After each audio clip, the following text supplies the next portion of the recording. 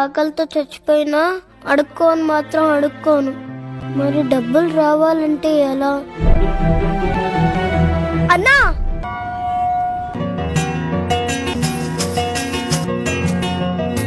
పువ్వు ఎంతరా? 10 రూపాయలు. థ్యాంక్ యూ రా. అయ్యా చిన్నపిల్లడైనా అడుక్కోకుండా ఎంత కష్టపడుతున్నాడు చూడరా రేయ్. మన పని చేసుకోవచ్చు కదా. అక్క, అన్నం ఎంత? 30 రూపాయలు. పప్పు 20 రూపాయలు. 2 కల్పించండి అయితే.